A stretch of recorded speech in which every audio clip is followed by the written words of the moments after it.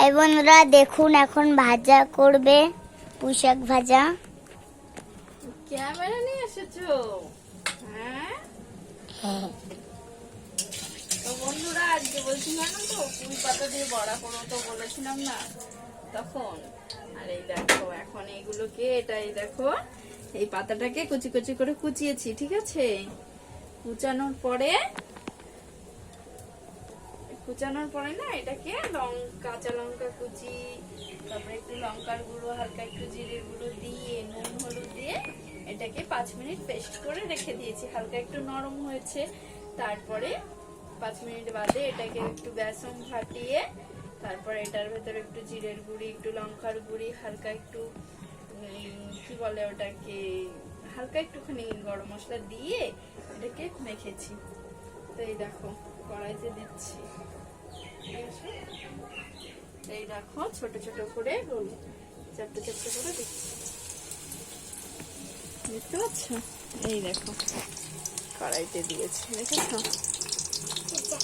এই দেখো এখানটা দিয়ে, হ্যাঁ দেবো।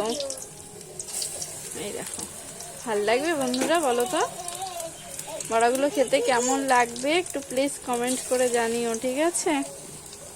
এই দেখো করলাম বলতে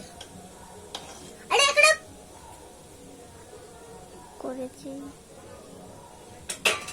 এই দেখো বন্ধুরা, এটা দেখাও, এই দেখো এইগুলো বড়াগুলো রেডি হয়ে গেছে, দেখেছো? হ্যাঁ, বড়াগুলো কিরকম লাগবে বলো তো? আমাদের তো এমনি সবুজ জিনিস ভীষণ পছন্দ, তারপরে আবার গরম গরম জিনিস তো আরোই পছন্দ।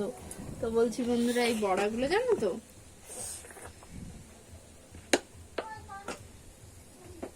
আমাদের সস দিয়েও ভালো লাগবে, আর গরম গরম ভাত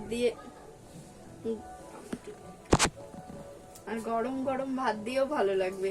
তো এই দেখো গরম, বাবা ভীষণ গরম।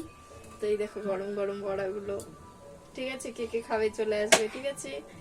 আর রিয়া একটু খেয়ে দেখো কেমন হয়েছে, খেয়ে দেখো কেমন হয়েছে, হেভি। বলো একটু কেমন হয়েছে। হেভি। ঠিক আছে, এই দেখো পুঁই পাতার বড়া, ঠিক আছে? কে কে খাবে একটু কমেন্ট করে জানাবে কিন্তু। আর আমি একটু খেয়ে দেখি, হ্যাঁ হেভি।